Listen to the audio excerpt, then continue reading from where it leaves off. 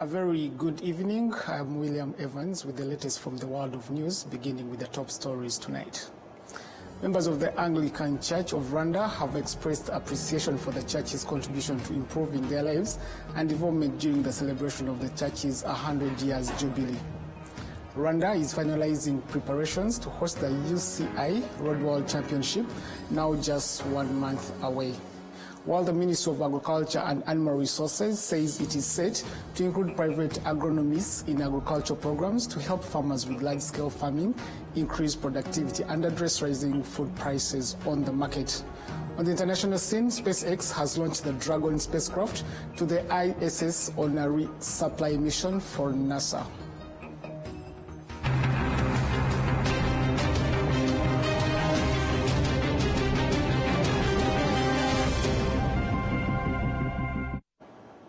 Many thanks for always joining us. My name is William Evans. Now this is the news in details.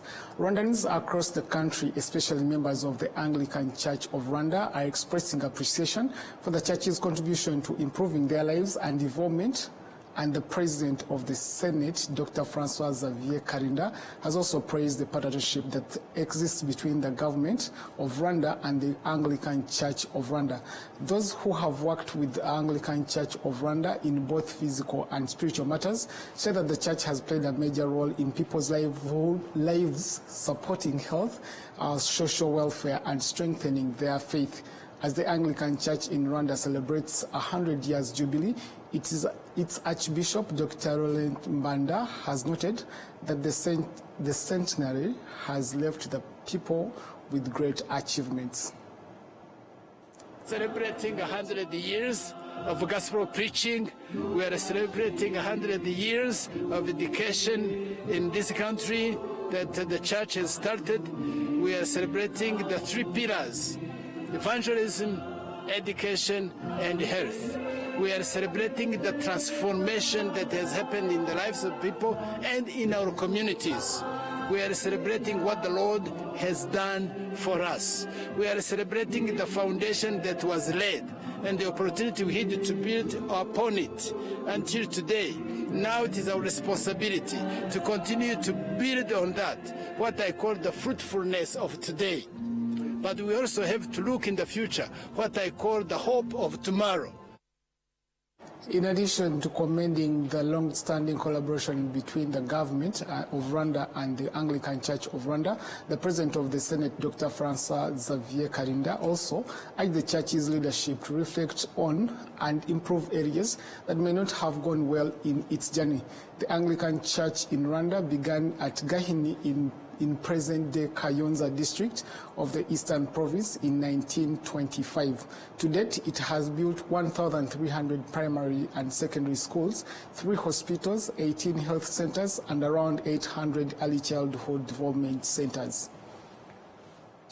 To more news, the Rwanda Leaders Fellowship, which has long partnered with Rwanda's leadership structures to organize national prayer gatherings for leaders, says it has begun extending these activities to the local level, starting at the sector with the goal of eventually reaching the village level. On Sunday at the Southern Province, together with the fellowship, brought together leaders from different institutions working in the province for a joint prayer gathering. It was the first time such prayers were held specifically at the provincial level, though they have been organized nationally since 1995. Local leaders attended the prayers from the Southern Province, members of the private sector, clergy from different recognized churches and faith groups in Rwanda, and others. Reverend Dr. Antoine Rutaisire, one of the first to propose the idea of leadership prayers, noted that the values of a praying leader align well with those expected of a good leader in governance. The Rwanda Leaders Fellowship is a 30-year-old organization that brings leaders together to pray for the country. It was founded by 3 men, Ambassador Professor Charles Murigande, Reverend Antoine Rutaisire, and Gideon Rudahunga. Rwanda is finalizing preparations to host the UCI Road World Championship, now just 1 month away. Kigali City authorities says that major works are underway alongside close coordination with other institutions to ensure the international event runs smoothly. We do have details. As the countdown continues, teams have already started arriving in Rwanda, including members of Ride for Unity from the United Kingdom. For them, Rwanda represents a country that overcame a painful history and is now making remarkable progress under strong governance. And we wanted to really come here to Rwanda to experience this amazing country because you've done so much of rebuilding the nation through community building, and so we wanted to experience that. I think Rwanda is one of those countries that's it's a hidden gem. I think it's extraordinary. We have gotten so much support from the Rwandan government, and I think for all cyclists around the world, this is a place that they need to come to, and I think they are totally prepared for the UCI. I think the UCI is going to be an amazing experience, and if you haven't been to Rwanda, you definitely need to come because it's an amazing country for cycling, for infrastructure, for tourism. It's fantastic. This will be the first time in history that an African nation hosts the UCI Road World Championship, and the races will take place in Kigali from September 21st to 28th this year. Kigali City Mayor Samuel Nsengiyumva says preparations are in full swing, while urging residents to play their part in making the championship a success. There are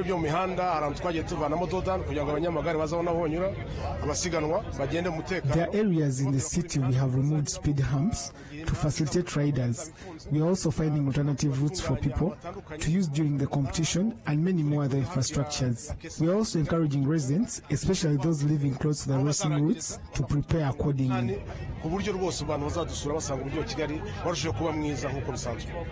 president of Rwanda Cycling Federation, Ndayishimiye Samson, says that the event will leave behind valuable expertise that will help build professionalism in the sport locally.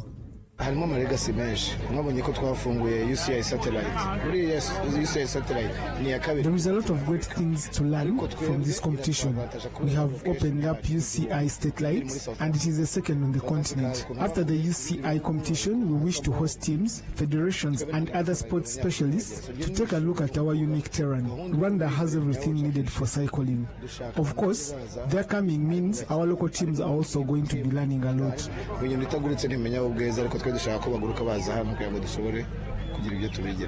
Between 5,000 and 7,000 participants are expected. The permanent secretary in the Ministry of Sports, Kandi Basominjera, says hosting the championship highlights Rwanda's growing profile on the global stage, while also offering the private sector an opportunity to benefit from the event. We will be receiving between 5,000 to 7,000 visitors, national federations from over 50 countries, champions, all their teams, visitors, cycling fans. So that's already, in terms of economy, traffic for more than a week, probably 2 weeks. Hotels will benefit, businesses will benefit.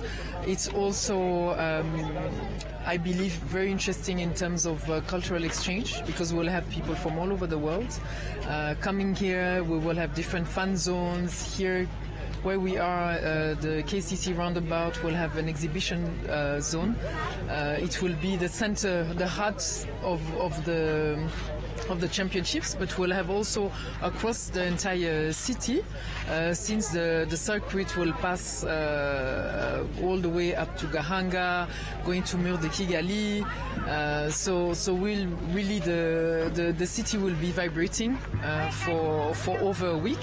The government has announced operational adjustments in Kigali for the championship week, and these will include school closure and remote working arrangements for some employees, since major roads along the race routes will be closed to regular traffic. Now, Rwandans and foreigners who regularly engage in physical exercises say the government and private investment in sports infrastructure has enabled them to access facilities that promote healthy lifestyles and help prevent non-communicable diseases. According to the Rwanda Biomedical Center, RBC, these diseases account for 45% of deaths in Rwanda. We do have details.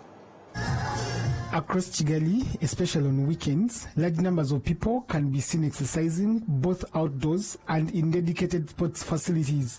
Among them is 93-year-old Bernadette Kanyundo, who joins others in highlighting the performance of exercise, particularly in protecting against non-communicable diseases. I came here in a wheelchair, but now I walk up the stairs. I have been walking up and down thrice now. I love sports because it helped me with my asthma. I feel better now. I don't easily get sick. When I get flu or malaria, I just work out and I get fine. Private investors in the sports sector say that while it is a business, it also contributes to improving people's well-being. Because you have cardio zone machines where you can buy and put at your home, or you come and use it here. We have aerobic zone where you have the trampoline, the stair steps. You can use it at home. You buy and take at your home, or your gym at workplace. We have massage chair in the recovery zone. We have cardio zone where you find the stair climbers, treadmill, cover treadmill, and more machines. We are encouraging the people to come and see what we have here, because in 3 months we'll be having made in Rwanda gym and fitness equipment at affordable price. You can have it at home, you can put at workplace, or you can start a business in this industry of fitness and gym. We are ready to advise the people. We are ready to help the people to do those commercial of gym. We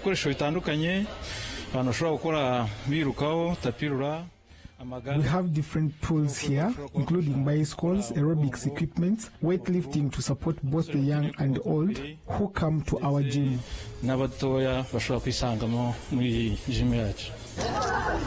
Beyond the private sector, the government has also invested in and supported sports infrastructure, including Nyarutarama Golf Course, Zaria Courts in Remera, and BK Arena.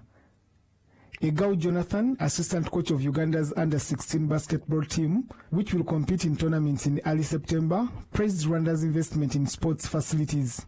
Rwanda has really set a standard, not only in East Africa, but Africa at large. We've seen the NBA programs, we've seen Rwanda host most tournaments, competitive tournaments, Afro-basket in Africa, and looking at a facility like BK. I mean, it's amazing, and I must say, I think as Uganda, we've been challenged and inspired to walk into the footsteps that the dear President Kagame has done to make sure that, one, he has invested a lot in facilities, and that is something that is very key and critical in the growth of sports. So to me, I will say Rwanda as a country has done an amazing job in investing into facilities and making sure that sports growth in the country gets to the next level. The Minister of Health, Dr. Sabin Sanzimana, emphasized that preventing non-communicable diseases starts with individuals, stressing that these illnesses account for 45% of deaths nationwide. Fighting against non-communicable diseases does not need a lot of money because it is a personal initiative and how you're living. That is why we have awareness campaigns to remind individuals that personal care will help them fight against such diseases, but also helping themselves and their families. A study conducted by the Ministry of Health and the National Institute of Statistics of Rwanda shows that obesity in Rwanda has risen to 18.6%, up from 14% in 2023. Women are the most affected, with 26% classified as obese, compared to 19% in 2013, while men dropped to 11.5% from 14% over the same period. Kigali City records the highest prevalence at 34%, followed by the eastern and the western provinces with 18% each. The northern province stands at 15%, while the southern province has the lowest rate at 13%.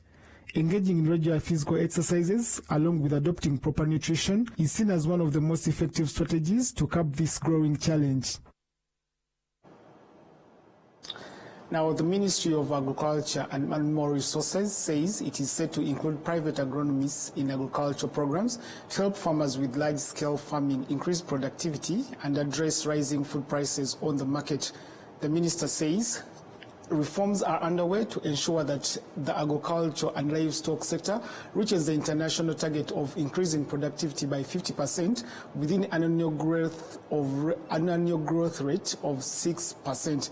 The Minister of State in the Ministry, Dr. Teres Fall Ndabamenye, has confirmed that private agronomists will play a central role in the plan. Agronomists are a key pillar in the development of agriculture as they help farmers adopt modern farming methods, advise them on the use of seeds, fertilizers and water and pesticides, and provide continuous training, all of which contribute to the increasing yields. Still on the farming, farmers from Cooperative Kovamaba who cultivate in the Bahimba marshland in Rwanda district were recently hit by disasters caused by heavy rains which destroyed the potatoes they were about to harvest. The downpour at the beginning of this week caused flooding in the marshland where they had planted potatoes, submerging the crops. Usually these farmers grow potatoes, maize and vegetables in Bahimba marshland, which spans Bushochi and Tumba sectors in Rwanda district, where the floods forced them to harvest prematurely before the crops had matured.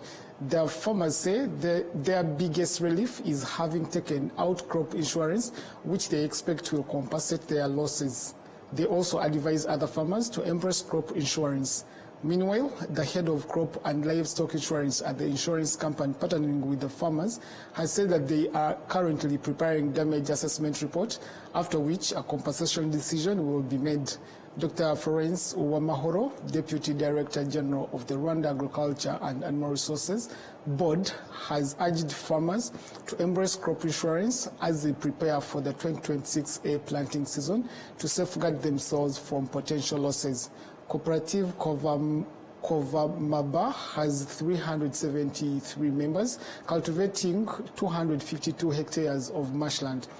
In a good season, they harvest between 24 and 25 tons of potatoes per hectare, but due to the floods caused by the rains, they now expect yields not to exceed 15 tons per hectare. Still in the agriculture, the Ministry of Agriculture and Animal Resources has stressed that the expansion of farmland must go hand in hand with the use of modern irrigation systems, as well as the application of fertilizers and pesticides using technology, including drones, to speed up operations. Climate change marked by extreme heat, prolonged droughts, and pests affecting crops remains a major challenge to farmers' expected yields. To cope, those living near rivers and lakes often use water pumps for irrigation, while those on hillsides are left without solutions. Similarly, pest control is mostly done using handheld sprayers, leaving some crops untreated. The ministry has emphasized that with ongoing reforms in agriculture and the expansion of large-scale farmland, advanced technology in irrigation and crop spraying is required. Dr. Teres Fall Ndabamenye, Minister of State in charge of Agriculture and Animal Resources, has also stated that the expansion of farmland cannot rely on manual labor or small machines for irrigation and spraying. The government's 5-year plan aims to increase crop yield by 50% with an annual growth of 6%. The strategies are also aligned with improving post-harvest handling to prevent losses and preserve productivity.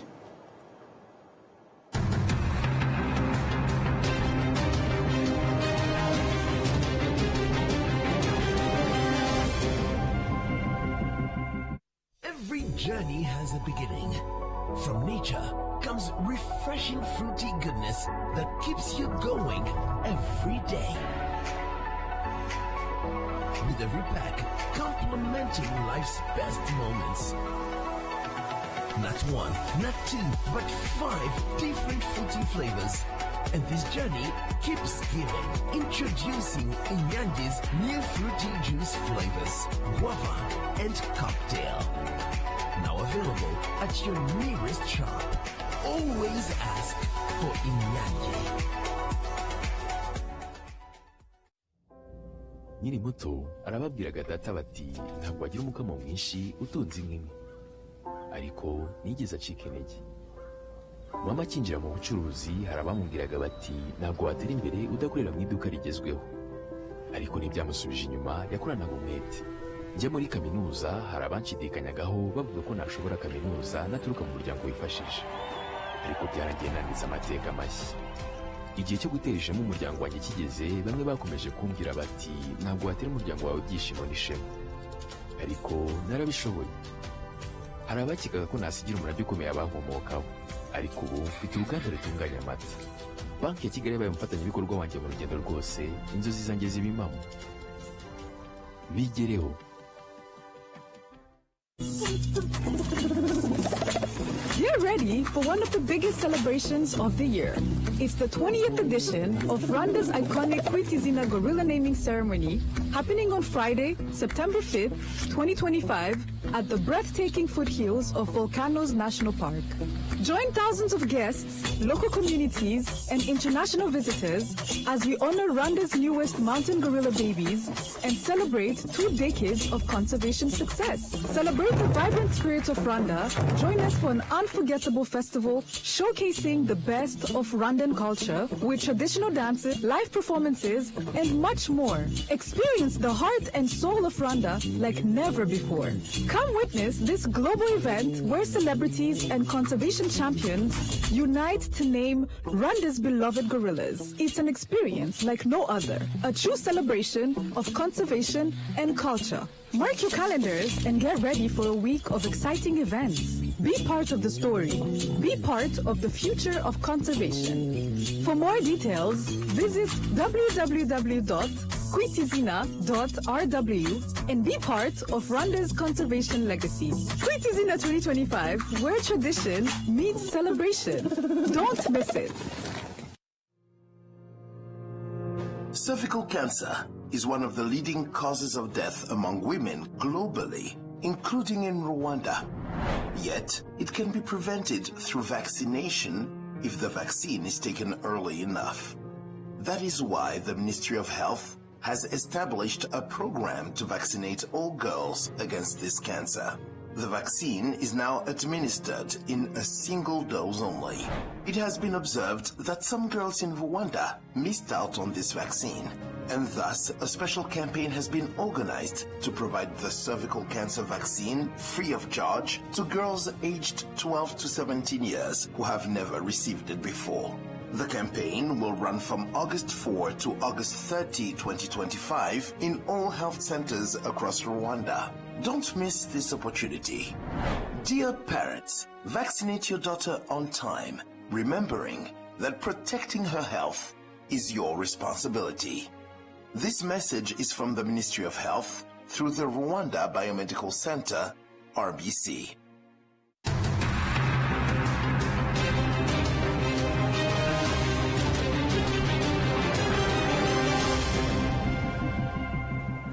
Welcome back from that very short break.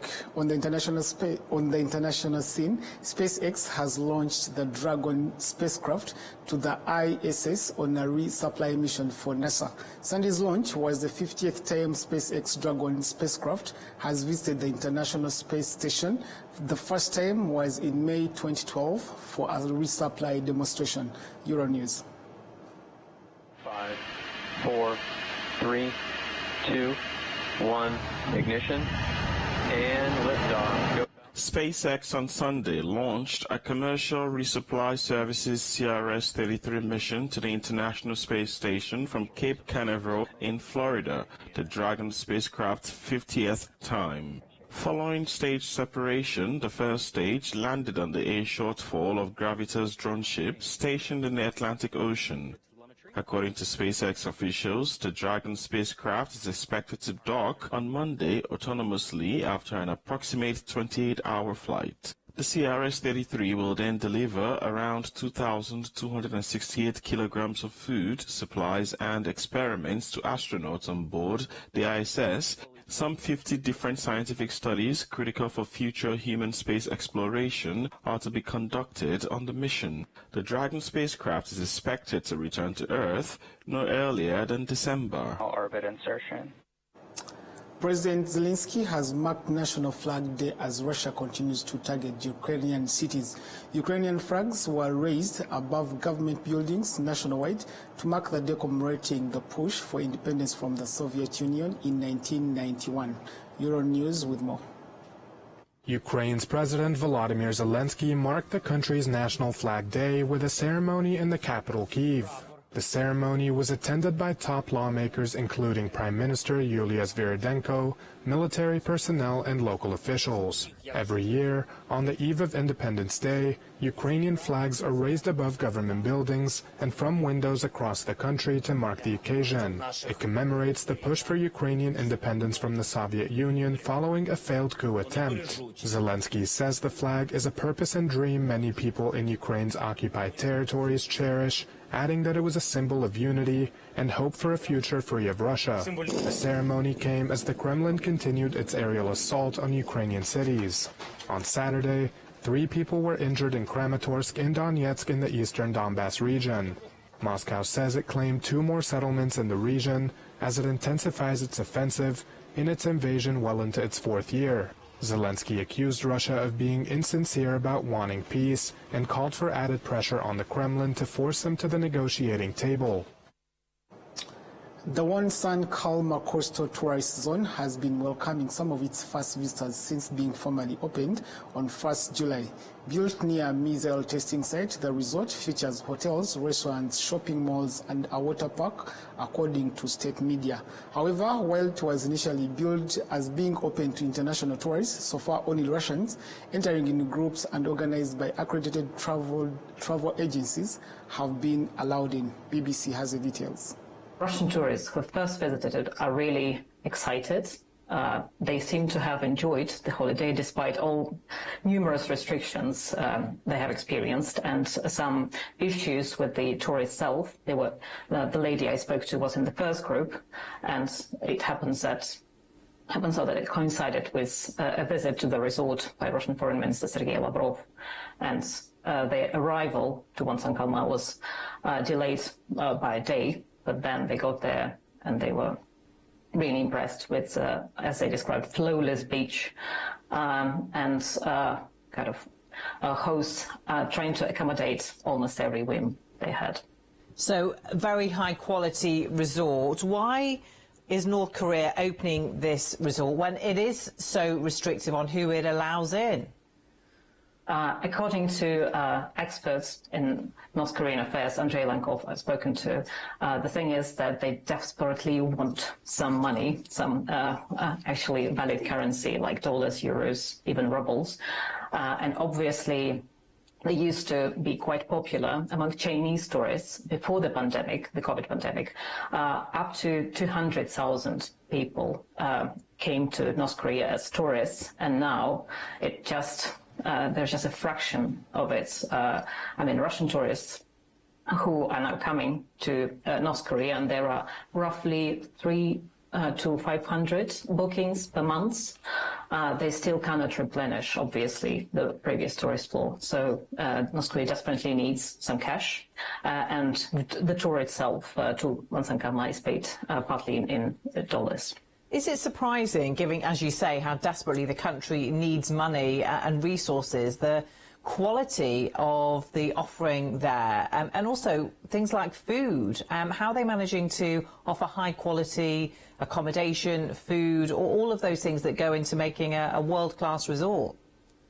Yeah, there are various speculations of what was where the region to build this resort come from, because North Korea used to have several resorts, including Rason, which is quite popular among, I think it was rather popular among British tourists because they went there some of them went there this winter. But now they want to lure more Chinese, primarily after Chinese tourists in the first place, as Andrei Lankov believes. But due to some rough relations with China at the moment, only Russians are permitted. It's kind of by allowing them, North Korea is trying to show to the world that we have a powerful ally and so on. But And there are speculations that either there was kind of an Asian resort they wanted to kind of reproduce, or Benidorm, which I believe is quite popular among kind of British tourists. That report brings us to the end of tonight's edition. My name is William Evans. From me and the rest of the team, have a good night and a happy week.